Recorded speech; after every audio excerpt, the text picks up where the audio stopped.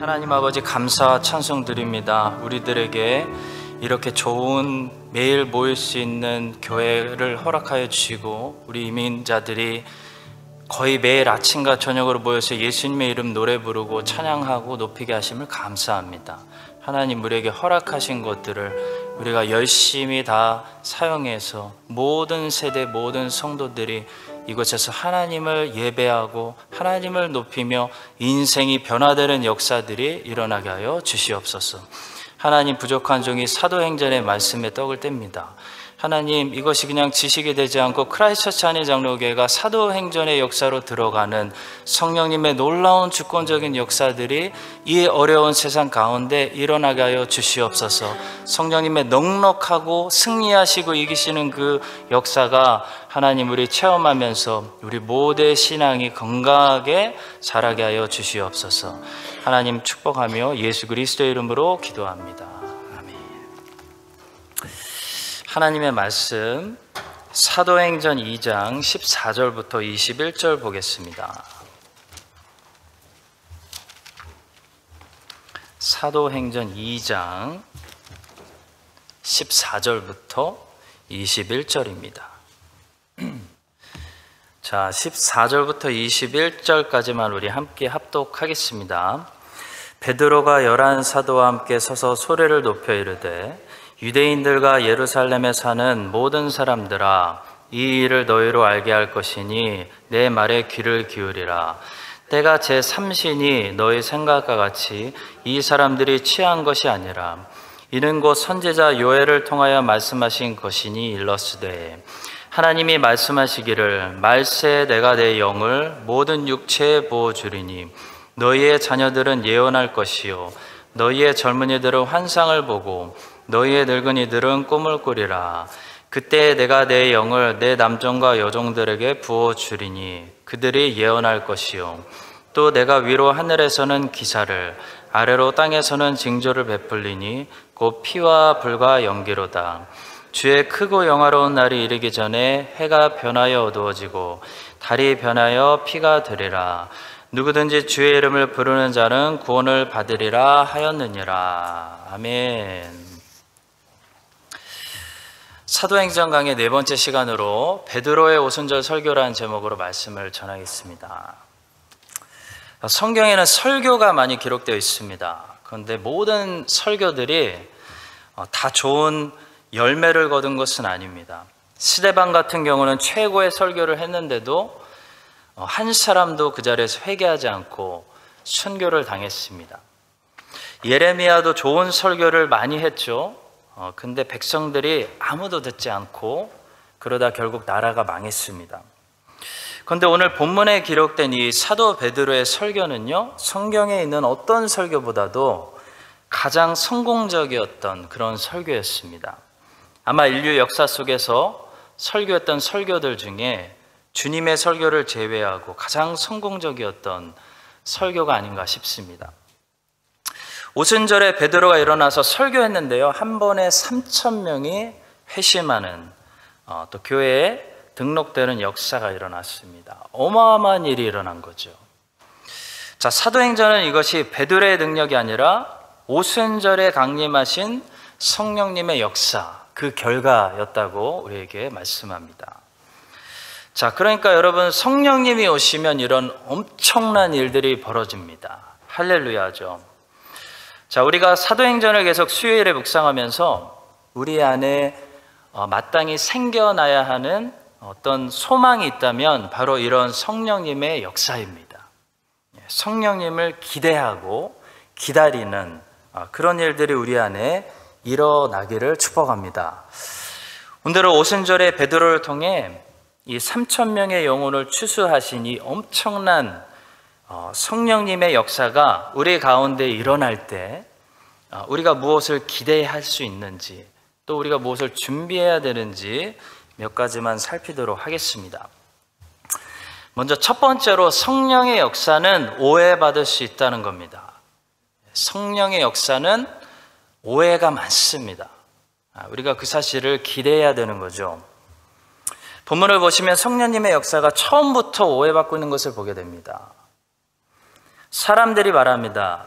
성령 받고 방언으로 하나님의 크신 일을 전도하고 있는 그 제자들을 향해서 저들이 대낮부터 술을 먹었다, 술 취했다 라고 말하는 사람들이 있었다는 겁니다. 사도행전 2장 13절입니다.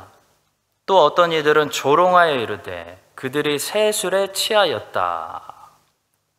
마귀의 역사는 성령의 역사를 이렇게 조롱한다는 거죠. 성령님의 초자연적인 역사를 육에 속한 사람들은 이해할 수 없기 때문에 자주 오해하게 됩니다. 자, 그럴 때 진짜로 성령님의 역사를 경험한 사람들은 어떻게 해야 되냐면 하나님의 말씀으로 해명해야 됩니다. 자, 여러분, 베드로가 성령님의 역사를 오해한 사람들에게 뭐라고 말하고 있을까요? 베드로는 다른 변명을 하지 않고 하나님의 말씀으로 오늘 우리가 읽었던 것처럼 성령님의 역사가 진짜 역사다라는 것을 증거하고 있습니다. 그것이 사도행전 2장 14절부터 16절이죠. 베드로가 열한 사도와 함께 서서 소리를 높여 이르되 유대인들과 예루살렘에 사는 모든 사람들아, 이 일을 너희로 알게 할 것이니 내 말에 귀를 기울이라. 때가 제3시니 너희 생각과 같이 이 사람들이 취한 것이 아니라 이는 곧 선지자 요엘을 통하여 말씀하신 것이니 일러스되 하면서 성경을 설명해 줍니다. 진짜 성령님의 역사를 경험한 사람은 베드로처럼 그 성령님의 역사를 말씀을 통해 해석도 할 수 있어야 되고 깨달을 수도 있어야 되고 설명도 할 수 있어야 됩니다. 자, 왜냐하면 말씀의 저자는 성령님이죠. 성령의 감동을 받아서 사람들이 기록했기 때문에, 말씀의 저자는 성령님이기 때문에 성령님은 이 말씀을 벗어난, 말씀에 없는 일을 하시지 않기 때문입니다. 자, 베드로는 본인들이 지금 오순절에 체험하고 있는 이 초자연적이고 신비한 역사가 이상한 역사가 아니라 선지자 요엘을 통해서 이미 말씀하신 그 말씀이 성취된 역사다라고 본인도 말씀을 통해 깨달았고 말씀으로 설명할 수 있었습니다. 자, 여러분, 만약에 누가 성령님을 체험했다고 하고 저는 천국에 갔다 왔고 지옥에 갔다 왔고 예수님을 직접 보고 왔습니다 라고 주장하는데 그 주장을 성경을 통해서 해명할 수 없으면요, 그 주장은 가짜라는 겁니다. 그 역사는 성령님의 역사가 아닌 것입니다, 여러분. 여러분, 그래서 꿈을 꾸신다든지 환상을 본다든지 어떤 특별한 체험을 하시게 되면 그 경험이 성경과 일치하는지 꼭 확인을 하셔야 된다는 겁니다. 성경을 통해서 자기의 체험과 경험을 이렇게 베드로처럼 설명할 수 있어야 된다는 겁니다. 성경을 통해서 설명할 수 없다면 그 경험을 아예 말하지 마십시오. 혼자만 가지고 계십시오. 왜냐하면 다른 사람들에게 절대로 유익이 되지 못하기 때문입니다. 자, 베드로는 요엘 선지자의 말씀을 가지고 이 오순절의 경험을 아주 명쾌하고 정확하게 혼란 없이 설명했습니다. 그러니까 교회에 혼돈이 생길 필요가 없었죠. 성령님의 역사가 항상 믿지 않는 자들에게 오해를 당할 때 우리가 제일 먼저 그 오해를 풀기 위해서 찾아야 하는 것은 성경이라는 사실을 기억하시기 바랍니다. 자, 그런데 또 두 번째로 성령님의 역사가 오해받을 때 우리 신자들이 세상 사람들 앞에서 그 오해를 풀기 위해서 가지고 있어야 하는 또 한 가지가 있는데요. 그것은 바로 흠잡을 데 없는 결백함입니다. 여러분, 우리가 아무리 진짜로 성령님을 경험하고 성경을 통해서 입증해도 여러분과 저의 삶이 부정부패가 많고 신용불량이고 게으르고 그러면요, 세상 사람들이 보고 비웃는다는 거죠. 웃기는 소리 하지 말아라. 저 술 취한 사람들 아닌가? 정신 나간 소리 하고 있네 라고 계속 무시할 수밖에 없다는 겁니다. 그러면 성령님의 역사를 우리가 회방하게 만드는 거죠. 큰 죄를 짓는 겁니다. 자, 여러분, 왜 그럴까요? 뭐가 우리에게 필요할까요? 세상 사람들이 봤을 때 흠잡힐 게 없는 결백함이 있어야 된다는 겁니다. 그래야 우리의 설교가 설득력이 있습니다. 여러분, 오늘날 기독교의 설교가 먹히지 않는 것은 우리가 성경을 설교하지 않기 때문인가요? 아니죠. 성경을 설교합니다. 그런데도 사람들이 듣질 않습니다. 왜냐하면 기독교인들의 삶이 세상 사람들이 봤을 때 다르지 않기 때문입니다. 신뢰를 잃은 거죠. 너희들이 우리보다 더한데 어떻게 성경이 진리일 수 있겠느냐라고 하는 것입니다.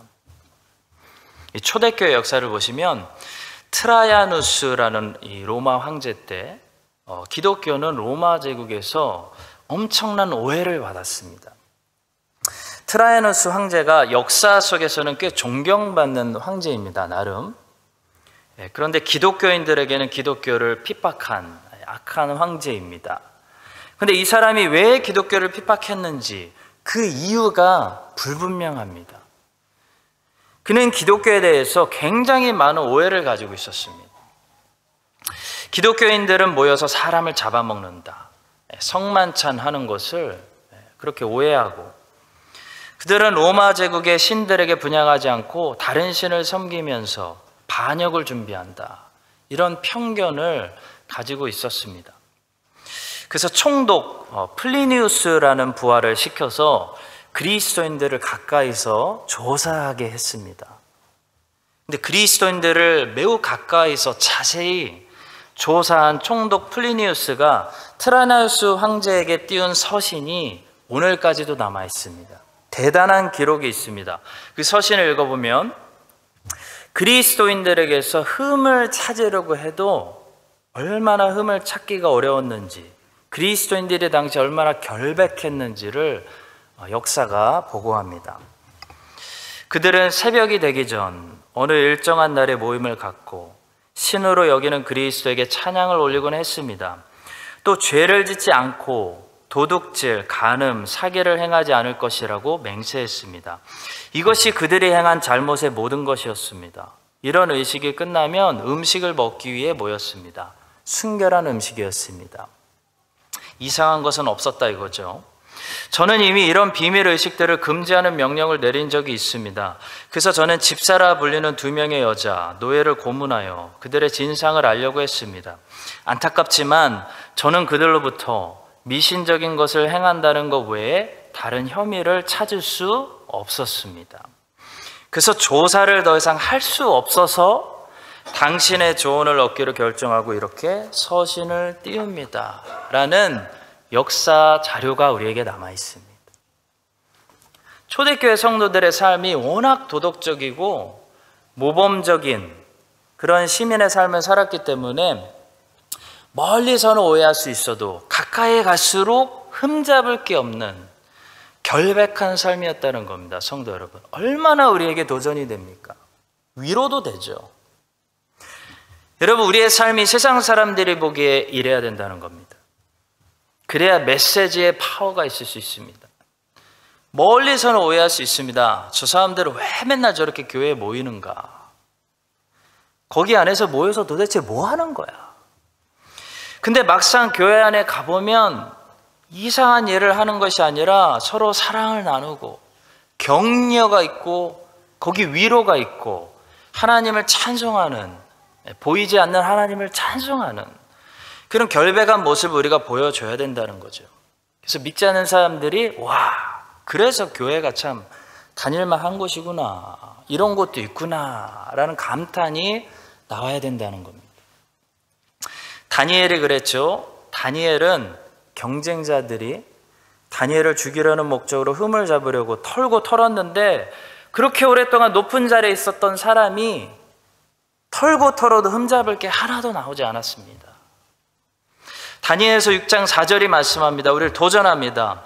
이에 총리들과 고관들이 국사에 대하여 다니엘을 고발할 근거를 찾고자 하였으나 아무 근거, 아무 허물도 찾지 못하였으니 이는 그가 충성되어 아무 그릇됨도 없고 아무 허물도 없음이었더라.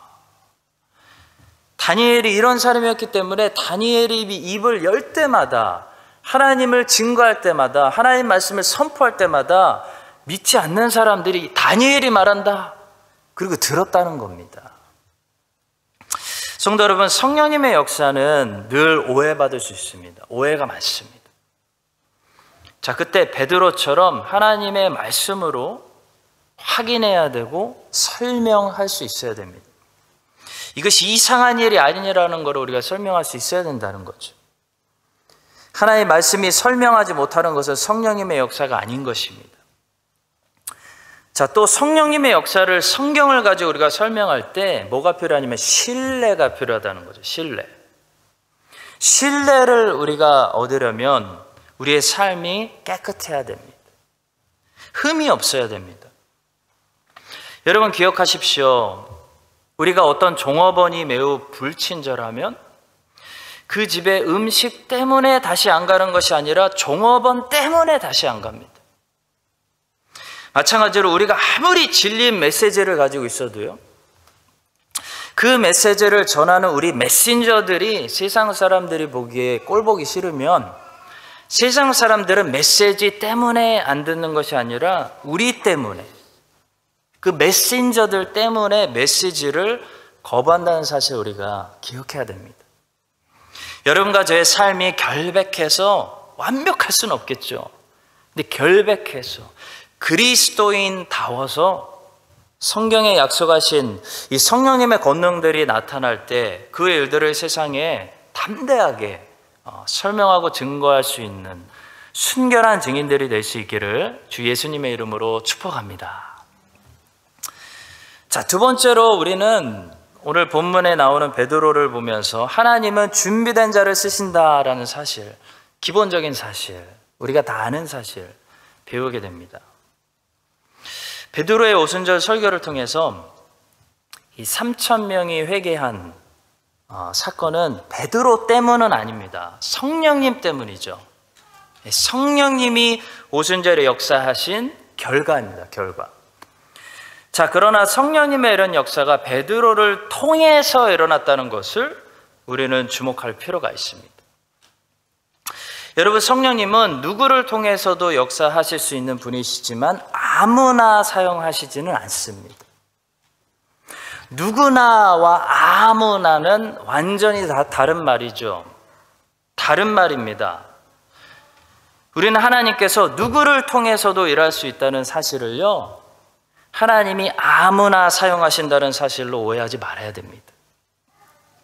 하나님은 아무나 사용하시지 않습니다, 성도 여러분. 하나님은 준비된 자를 사용하십니다. 성령님께서 120명의 사람들 가운데 베드로를 이때 사용하셔서 3,000명을 회개시킨 것은요, 베드로가 이때를 위해서 잘 준비된 사람이었기 때문입니다. 그것은 확실하고 분명한 사실입니다. 한국의 한홍 목사님의 순간을 위해 평생을 준비한다라는 책이 있어요. 책을 읽으면서 많은 도전을 받았는데요, 그 책을 보시면 사람들은 성실하게 살기만 하면 성공하는 줄 안다는 겁니다. 그런데 여러분, 성실한 것은 인생이 요구하는 기본이지 성공이 요구하는 조건은 아니라는 것입니다. 성공하는 자들에게는 성실 플러스 뭔가 있어야 된다는 거죠. 그 뭔가를 세상 사람들은 뭐라고 부르냐면 운이라고 부릅니다. 여러분, 스포츠 선수나 연예인이나 사업가나 대통령이 되는 사람들이나 보시면 성공하는 사람들의 공통점이 있죠. 쉽게 얘기하면 운이 좋다는 겁니다. 그래서 과거에 삼성의 이병철 씨는 직원들을 뽑을 때 그 사람이 운이 좋은 사람인가를 물었답니다. 여러분, 인생은 열심만으로는 부족합니다. 전도서가 우리에게 가르쳐주는 인생에 관한 지혜가 있죠. 세상은 열심과 성실만으로 통하는 세상이 아니라는 것입니다. 그게 전도서의 결론이죠. 뭔가가 더 있어야 된다는 겁니다. 세상을 그렇게 본다는 것은 어린아이처럼 굉장히 순수하게 보는 거죠. 여러분, 성경이 어린아이처럼 되라는 것은 순결하라는 거지 바보가 되라는 것이 아닙니다. 성경은 우리에게 지혜를 배우라고 말합니다. 여러분, 이 세상에서는 열심히 하는 사람이 운도 좋아야 성공합니다. 신앙적으로 말하면 뭐죠? 하나님이 도와주셔야 된다는 겁니다. 조금 더 신학적으로 말하면요, 하나님이 선택해 주시고 하나님의 어떤 뜻이 있어야 성공한다는 겁니다. 이 한국의 야옹이 작가라는 분이 계시는데 웹툰 작가인데 여신강림이라는 이 만화를 그려서 어마어마한 사람들이 그 작품을 봤어요. 그분이 어떤 방송에 나와서 인터뷰를 하는데 그런 말을 했습니다. 어떻게 성공하게 되었습니까? 물어보니까 첫 마디가 운이 좋았어요. 근데 여러분, 그게 진짜 맞는 말이에요. 운이 좋아야 성공합니다. 항공모함 아시죠? 항공모함. 네. 항공모함에서 전투기가 이륙하지 않습니까? 항공모함의 활주로는 일반 활주로보다 훨씬 더 짧습니다. 그런데도 비행기가 어떻게 그 짧은 활주로에서 이륙할 수 있냐면, 비행기가 이륙할 때 항공모함이 최대한 빠른 속도로 비행기가 이륙하는 쪽으로 함께 달려주기 때문이라는 겁니다. 한마디로 뒤에서 밀어줘야 날 수 있다는 겁니다. 여러분, 인생도 마찬가지죠. 아무리 노력하고 열심히 하고 실력을 쌓았어도 그 실력을 풀어야 되는 세상이 함께 따라주지 않으면 그 사람은 실력만큼 분명히 인정받지 못하게 되는 것이 우리가 살고 있는 세상입니다. 다들 공감하실 거예요. 지난 2년 동안 코로나 때문에 이 스포츠 세계에서는 무관중 경기를 하기도 하고 아주 골머리를 썼습니다. 지난 2년 동안 우승한 팀들은 사실 별로 관심의 대상이 되지 못했습니다. 작년에 유럽 챔피언스 리그 누가 우승했죠? 저도 몰랐습니다. 찾아보고 깜짝 놀랐습니다. 농구의 황제라고 부르는 마이클 조던이 최고의 농구 선수로 인정받을 수 있었던 것은요, 절대로 그 선수의 실력 때문만이 아닙니다. 물론 조던이 농구 좀 잘했죠. 근데 여러분, 90년도의 농구는 지금 농구와 세상이 달랐어요. 90년대 미국은 경제도 제일 좋고 환경도 좋고 문화적으로 세상을 지배하고 있었습니다. 그때는 미국밖에 없었죠. 그런 환경 속에서 스타가 되니까 전 세계의 스타가 될 수 있었던 겁니다. 나이키라는 회사가 조던하고 같이 성장했죠. 90년도에. 사실 마이클 조던은 단지 농구 선수가 아니었습니다. 미국의 문화를 대표하는 아이콘이었죠. 나이키 같은 미국의 스포츠 회사들과 함께 선전되고 성장하는 미국의 아이콘이었습니다. 그래서 지금까지 사람들이 마이클 조던을 최고의 농구 선수로 기억하는 겁니다. 이런 환경의 흐름을 무시할 수 없다는 거죠, 여러분. 실력이 다가 아니라는 겁니다. 제가 어렸을 때만 해도 일본이 한국보다 50년 앞선다는 소리 듣고 저도 자랐습니다. 일본의 소니 같은 회사들이 워크맨 기억나시죠? 너무 예쁘게 잘 만들었어요. 근데 세상이 갑자기 디지털 세상으로 바뀌면서 삼성과 LG 같은 회사들이 치고 올랐습니다. 여러분, 삼성과 LG가 아무리 노력해도 시대가 아날로그에서 디지털로 바뀌지 않았으면요, 삼성이 못 치고 올라옵니다. 물론 열심히 했죠. 근데 다 열심히 해요. 열심히 다가 아니었다는 거예요. 우리나라는 운이 좋았어요. 여러분, 인생의 성공은 나만 잘한다고 되는 것이 아닙니다. 환경이 받쳐줘야 돼요. 흐름을 잘 타야 된다는 겁니다. 세상 사람들은 그것을 운이 좋다, 운명이다 라고 말하는데 우리 그리스도인들은 그것을 하나님의 섭니다, 하나님의 뜻이 거기 있다, 하나님의 어떤 계획이 있었다 라고 말합니다. 자, 오늘 본문에도 보시면 성령님이 오시지 않으면요, 아무리 설교를 잘해도 3,000명이 회심하는 역사가 일어나지 않는 겁니다. 예레미야가 베드로보다 설교를 못했을까요? 제사장이었던 사람이 갈릴리 어부보다 더 잘하면 잘했지 못했겠습니까? 근데 여러분, 예레미야는 성령님께서 부어지시는 이 성령 강림의 시대에 살지 못했습니다. 그러니까 아무리 설교를 해도 사람들이 듣지 않았죠. 근데 이 갈릴리 어부가 설교할 때는 3,000명이 회심하고 교회가 확장되고 하나님 나라의 부흥이 일어나는 일이 발생했습니다. 왜냐하면 성령께서 추수하시는 시대가 열렸기 때문입니다. 자, 그래서 첫 번째는 이겁니다. 하나님이 해주셔야 돼요. 하나님이 위에서 해주셔야 이 땅에서 뭐라도 일어납니다.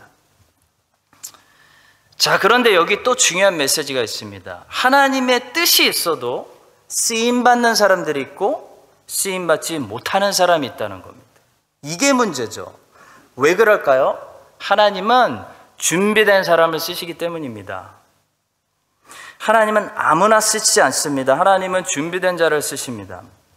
다시 말하면 하나님은 우리를 쓰시기 전에 우리를 준비시킨다는 겁니다. 베드로는 3년이 넘게 준비했습니다. 매일 준비했습니다. 예수님을 열심히 따라다녔고 제자 양육을 받았습니다. 물론 그도 실패를 경험했죠. 그러나 그것은 베드로도 예수님의 은혜가 필요한 죄인인 것을 드러내는 사건이었죠. 베드로는 어쨌든 다른 사람들이 예수님이 불러도 거절하고 예수님이 초대해도 가지 않고 손해보지 않으려고 계산하고 있을 때 베드로는 모든 것을 버리고 예수님께 진짜 올인하고 수제자가 돼서 주님의 말씀 다 듣고 주님 하는 거 다 보고 훈련받으면서 준비됐다는 겁니다. 자, 그러니까 결정적인 순간에 하나님께서 성령님을 보내셔서 위에서 하나님이 역사를 일으키실 때 베드로가 제일 먼저 성령님께 쓰임받을 수 있었다는 겁니다. 성령님이 예루살렘에 있는 아무나 쓰셔서 3,000명 회개하게 하신 거 아닙니다. 성령님은 준비된 베드로를 쓰셔서 3,000명을 회개하게 하셨습니다. 여러분, 그래서 준비되는 것이 너무나 중요합니다. 위기는 기회라고 말합니다. 우리가 잘 아는 얘기죠. 세계 경제에 위기가 올 때요, 어떤 일이 벌어지냐면 생각지도 못한 나라와 기업들이 치고 올라갈 수 있는 기회가 옵니다.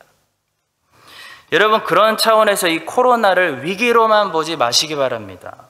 이 코로나는 우리가 익숙한 기존의 세상을 완전히 흔들어 놨죠. 이제 새로운 환경이 세팅이 만들어지는 겁니다.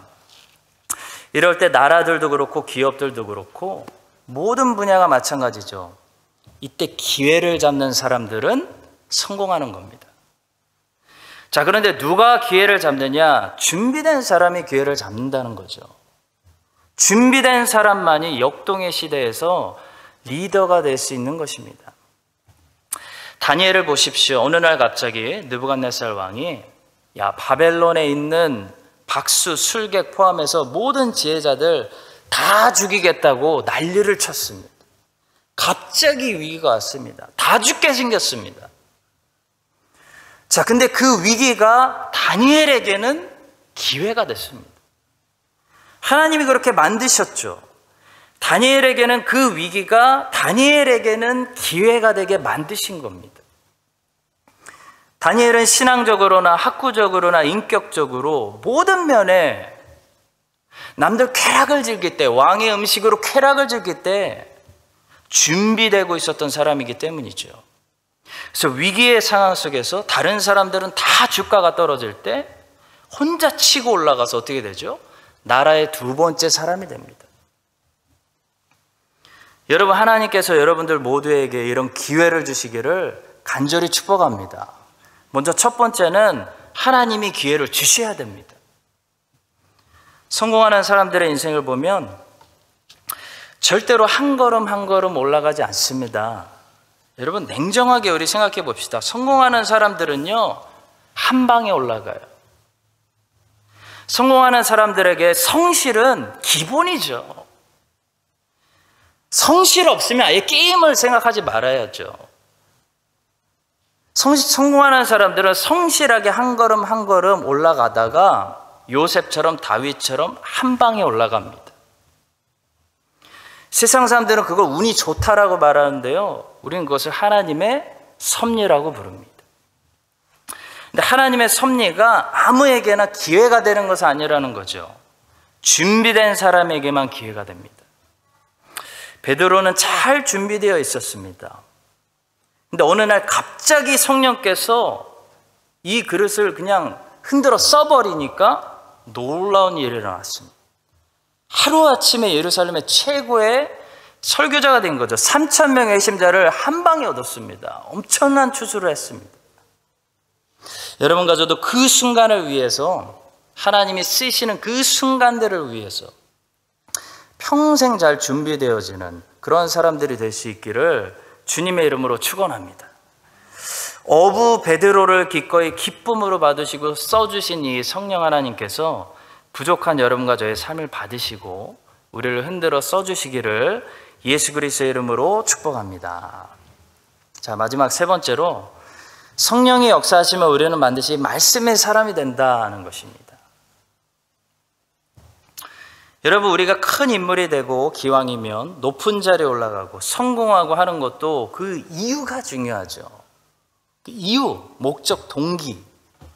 그 이유가 어디 있냐면 결국 하나님의 말씀을 세상에 보다 효과적으로 더 잘 많이 증거하기 위함입니다. 다른 거 아니죠. 부자 돼서 잘 살려고 아닙니다. 더 많은 사람들에게 하나님의 말씀을 잘 증거하고 살기 위함입니다. 오순절에 성령 세례를 받고 이 성령이 충만해진 베드로는 어떤 사람이 되었습니까, 여러분? 말씀의 사람이 되었습니다. 그 설교를 들어보십시오. 깜짝 놀라게 됩니다. 완전히 말씀 사람이 됐습니다. 그 설교는 철학적인 이야기로 구성되어 있지 않습니다. 그는 계속해서 당시 성경이었던 구약 성경의 말씀을 정확하게 풀어주고 있습니다. 17절부터 21절까지의 말씀은 요엘서에 기록된 그 어려운 말씀이 어떻게 이 오순절 성령 강림 사건을 통해 성취되어졌는지를 설명해주는, 시원하게 설명해주고 있습니다. 또 그 전에 사도행전 1장을 보시면 베드로는 시편 69편과 109편을 읽고 가롯 유다 대신에 마띠아를 뽑아야 된다고 말했습니다.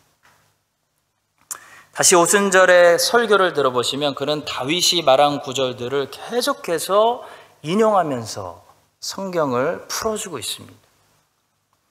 자, 베드로는 지금 성경 구절들을 무작위하게 가져와서 자기 생각에 짜집기를 하고 있는 것이 아니라요, 본문은 베드로가 성경을 제대로 이해하고 있음을 보여주고 있습니다. 완전히 깨고 있다는 겁니다. 여러분, 베드로는 원래 어떤 사람이었죠? 우리가 기억하는 베드로는 어떤 사람입니까? 베드로는 예수님이 하신 말씀들을 가장 이해하지 못하는 엉뚱한 소리를 하던 제자 중에 한 사람이었습니다. 말귀를 못 알아듣는 사람이었죠.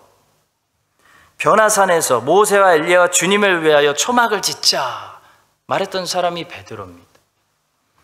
예수님께서 십자가의 죽음 예고하실 때 그리 마소서라고 말했던 제자입니다. 주님께서 너희들이 다 나를 버리리라 말씀하실 때 다 주를 버릴지라도 나는 주를 버리지 않겠습니다 라고 말했던 제자가 베드로입니다. 주님의 말씀을 들어도 깨닫지 못하던 사람이 베드로입니다. 자, 근데 오순절에 성령이 오시니까 이 제자가 완전히 변했습니다.